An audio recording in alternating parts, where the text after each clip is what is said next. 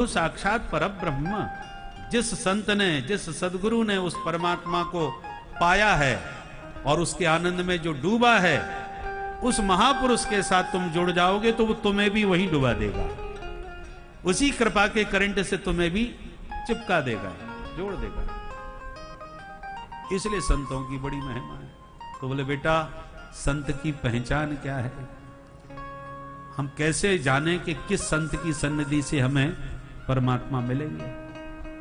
क्योंकि आज के युग में जिस ढंग से प्रचार प्रसार चल रहा है, उसमें संतों की छवि बहुत गड़बड़ा गई है लोगों के मन में। जो वास्तविक संत हैं, भजनानंदी हैं, उनको आज संकोच लगता है समाज के बीच में आने जाने में। लोग कहते हैं बाबा जी आ रहे हैं। लोगों का दृष्टिकोण बदल गया है, बोलचाल, व्यवहार संतों के प्रति बदलता जा रहा है। और मीडिया की कृपा से संतों की महिमा तो कहीं बताई नहीं जाती, वहां तो महाराज जो गड़बड़ होता है वही बताया जाता है। और विडंबना तो देखो, जिनके बारे में बताया जाता है वो संत हैं ही नहीं, और बदनाम संत हो रहे। साधु के भेष में या तो कोई चुपचाप तुम्हारे यहां चोरी कर ले या तुम्हारी जेब काट ले तो लोग ये नहीं कहेंगे जेब कतरे ने साधु का भेष बना के जेब काटी। बोले बाबा साधु ने जेब काटी। अरे जेब काटेगा तो साधु कैसा? और साधु होता तो जेब क्यों काटता? तो शब्दों को भी संभाल करके बोलना चाहिए। समाज पे आप क्या संदेश देना चाह रहे हैं? जिनकी कोई परंपरा नहीं, न जिनकी कोई गुरु परंपरा है, आचार्य परंपरा कुछ भी नहीं है, मनमुखी ढंग से जो बन गए। उस जमाने में तो काले नेम भी थे, रावण भी था, वो भी तो बन के आया था।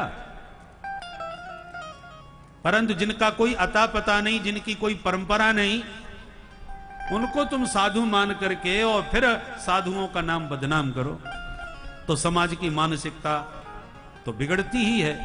तो देवहूति मां ने पूछा, मैं कैसे मानूं कि किस साधु की संगति से मेरा कल्याण होगा? तो स्पष्ट रूप से कपिल भगवान कहते, मां केवल वेशभूषा से ही कभी भूल के भी किसी को साधु न मानो, क्योंकि वेशभूषा बनाने वाले तो काले नेम भी हो सकते हैं, और डुप्लीकेट माल की पैकिंग भी बड़ी जोरदार होती है। बोलो राधे राधे राधे राधे।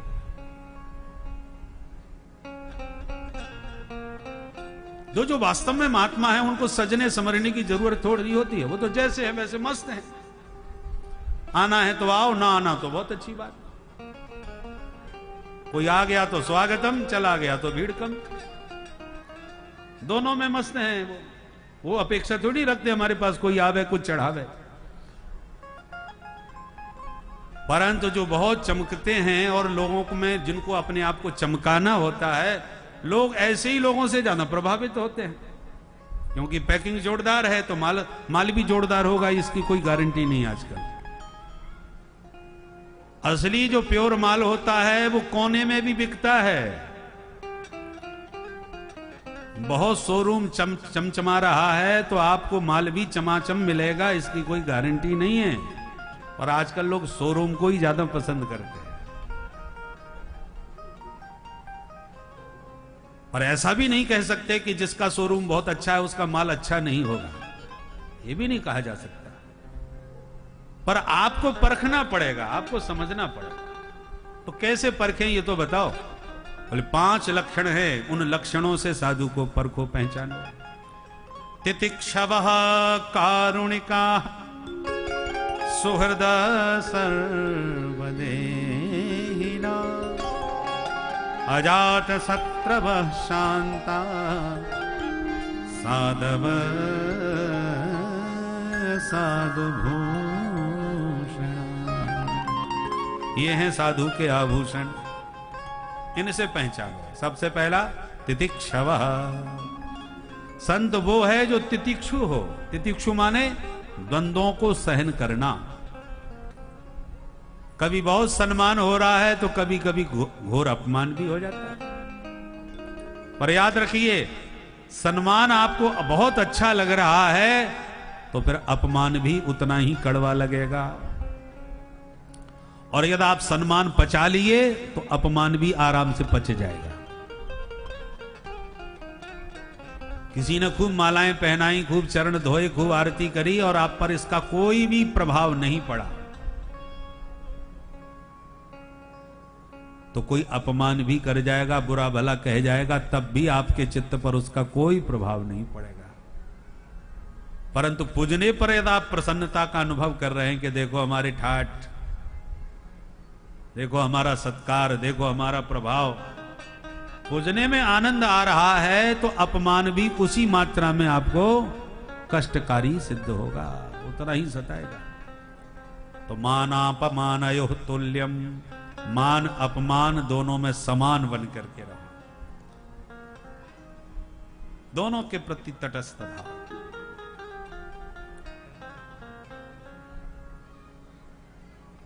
संसार में आओ जाओ रहो, बातचीत करो, परंतु तेन त्यक्ते न भंजी था, चिपको मत किसी से, कभी सम्मान कभी अपमान, आप दोनों में समान। नारियल होता है, नारियल दो प्रकार के होते हैं, पानी का कच्चा, और जो बजता है वो सूखा पका। अंतर क्या है? कच्चे नारियल को फोड़ोगे, गोला भीतर वाला गोला संग में ही फूटेगा, क्योंकि चिपका है नारियल के साथ। गोला और नारियल आपस में चिपके हैं, गोला फूटा, नारियल फूट गया। किंतु परिपक्व बजने वाले नारियल को आपने फोड़ा तो नारियल फूट गया, गोला निकल के बाहर निकल खड़ा हो गया, वो नहीं फूटा। क्यों नहीं फूटा? क्योंकि चिपका नहीं था, चिपकना उसने छोड़ दिया। कच्चा था तब चिपका था, अब परिपक्व होकर के निकल गया, इसलिए फूटने से बच गया। उसी प्रकार हम संसारी जो विषयी जीव है वो कच्चे नारियल की तरह है, जो मिलता है उसी में चिपक जाते हैं। पहले बालक थे तो किसी में नहीं चिपके थे, किसी की भी गोद में चले जाए, कोई भी ले जाए, ना अपना ना पराया, कुछ ज्ञान ही नहीं था, किसी में चिपके ही नहीं थे। धीरे धीरे ज्ञान हुआ, ये माताजी हैं तो माताजी से चित्त चिपक गया, ये पिताजी हैं तो पिताजी से चित्त चिपक गया, ये हमारा मकान, ये हमारी दुकान, तो उनमें चिपक गया।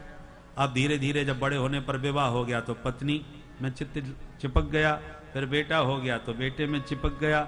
ऐसे करके न जाने कहां कहां चित्त चिपका लिया, और हम कच्चे नारियल की तरह इस संसार के गोले, इस संसार के नारियल में सबसे चिपके बैठे हैं। अब पत्नी मर गई तो सिर पकड़ के रोए, हाय मैं मर गया, मैं लुट गया, मैं बर्बाद हो गया। अरे तू तो अच्छा वाला बोल रहा है, चल रहा है, चल रहा है, फिर रहा है, मर कैसे गया? बोले पत्नी के मरने पर हमें अपना ही मरना नजर आ रहा है। जिसमें जिस मात्रा में चित्त चिपका होगा, उसके मरने पर आप उतना ही रोएंगे, उतने ही दुखी होंगे, क्योंकि उसके फूटने पर आप भी फूट गए। कई लोग कहते हैं उनकी पत्नी मरी तो बेचारे इतने दुखी हो गए कि 2 महीने बाद वो भी चले ही गए। कुछ लोग तो तुरंत ही चले जाते हैं। तो जिसमें जितना चित्त चिपका रहता है, उसके मरने पर आप उतने ही टूट जाते हैं। तो कच्चे नारियल जैसी हालत है, नारियल फूटा तो गोला भी फूट गया। परंतु ये संत महापुरुष है ना, ये पके नारियल की तरह रहते, तो हम संसारियों के बीच में ही हैं। नारियल के भीतर ही गोला रहता है, बाहर नहीं। पर नारियल के फूटने पर फूटता नहीं है, क्योंकि चिपकना छोड़ दिया। नारियल फूट गया, गोला अलग हो गया। ये दुनिया भैया आना जाना लगा रहता है। महात्माओं को कोई परेशानी नहीं, कोई कष्ट नहीं, थोड़ी के देर के लिए सहानुभूति प्रकट कर ली व्यवहार के नाते, बाकी उनके चित्त पर किसी के आने जाने का प्रभाव नहीं पड़ता। इसलिए संसार में रहो, पर उस गोले की तरह, नारियल की तरह, सूखे नारियल की तरह रहो, चिपक के नहीं रहो। नौका पानी में रहे बहुत अच्छी बात है, लोगों को पार लगाएगी, पर नौका में यदि पानी रहे तो खतरनाक बात है, कभी भी डूब जाएगी और संगी साथियों को और ले डूबेगी।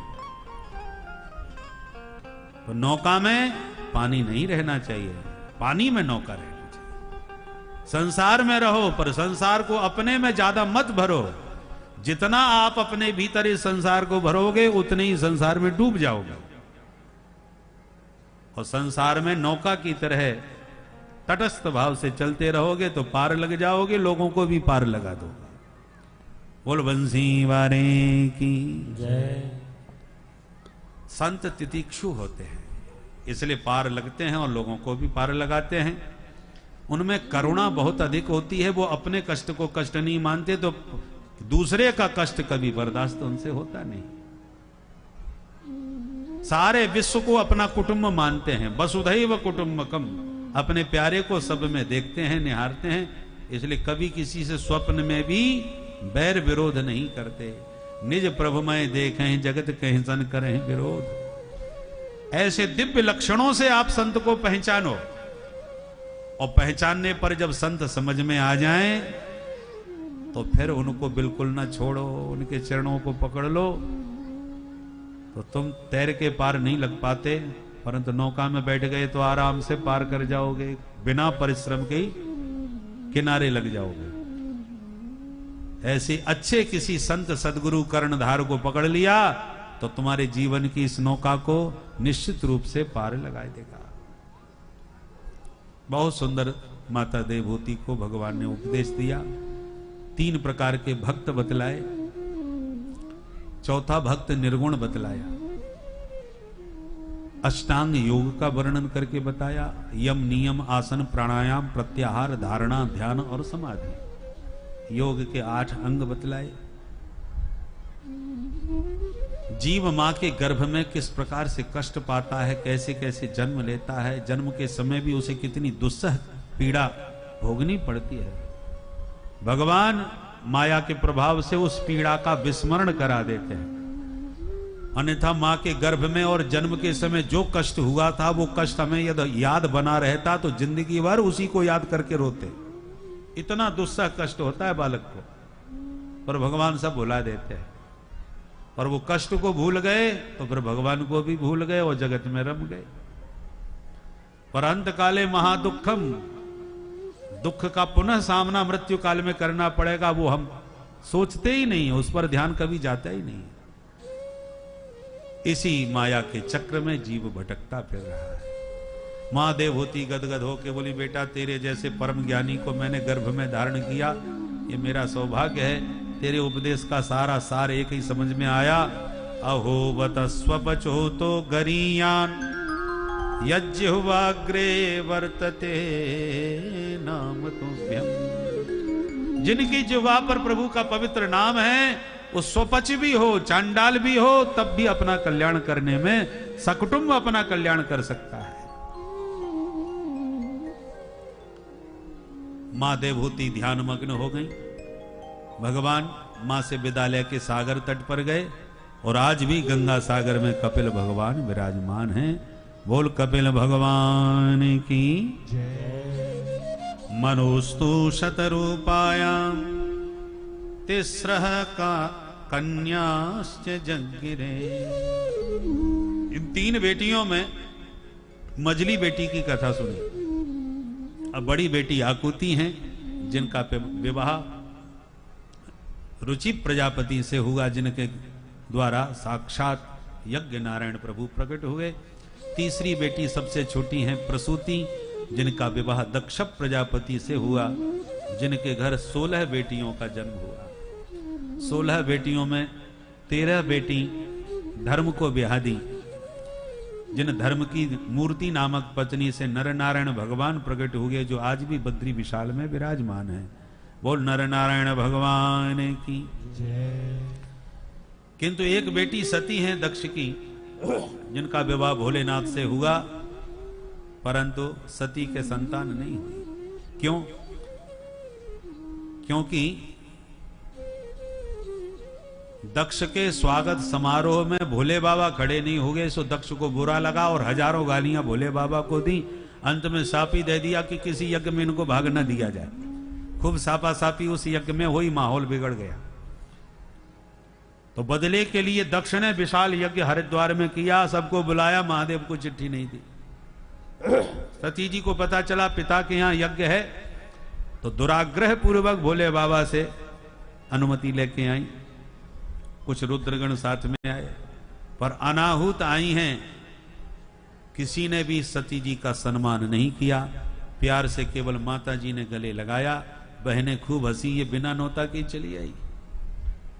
सती जी को बुरा बहुत लगा, परंतु अपने मन को समझा लिया। पिताजी ने तो देखते ही मुंह घुमा लिया।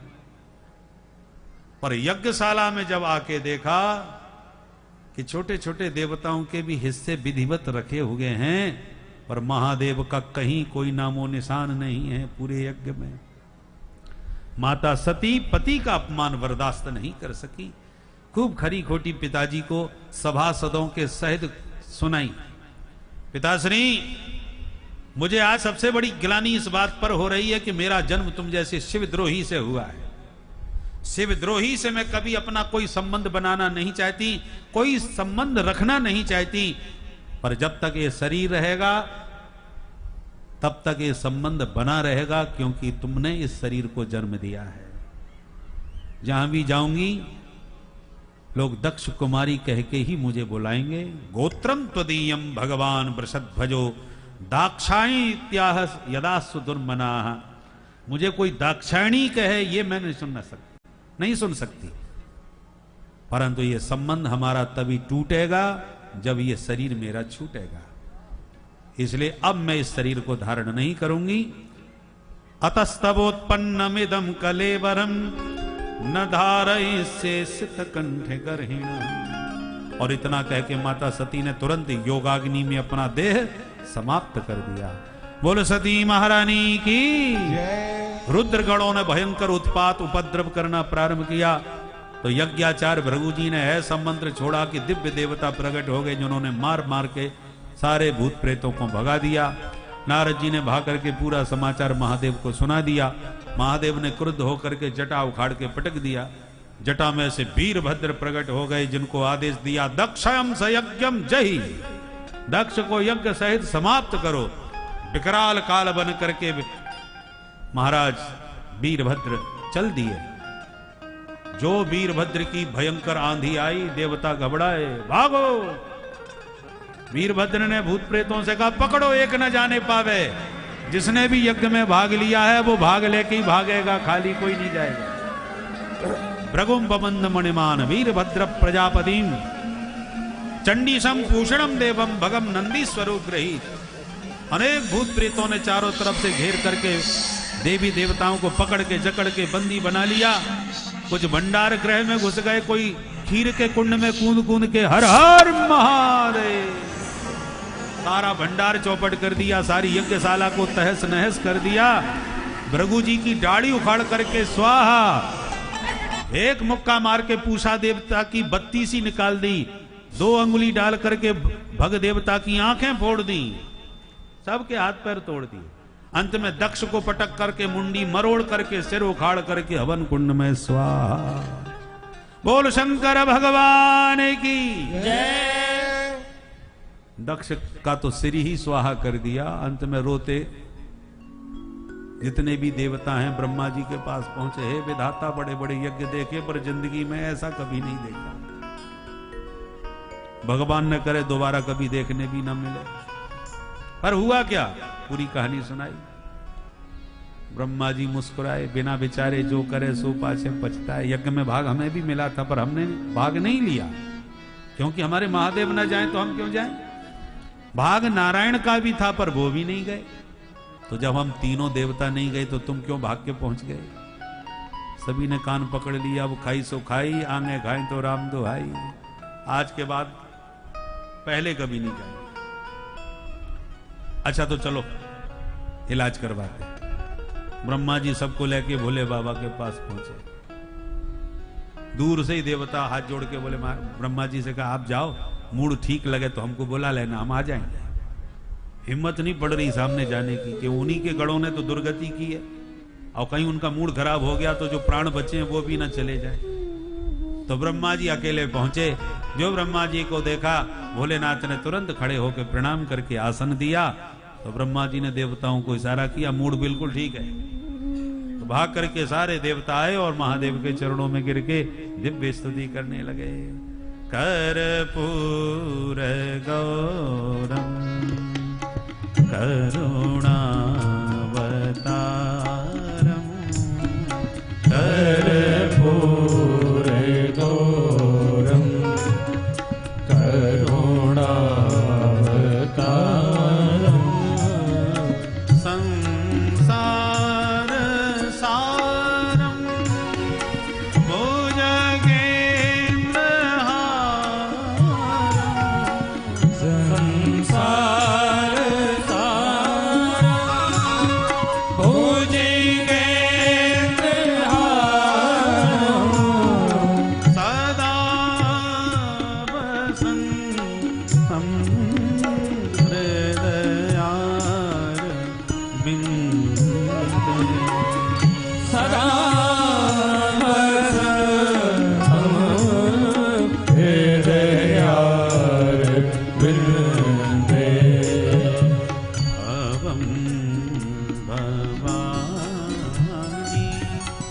सहितं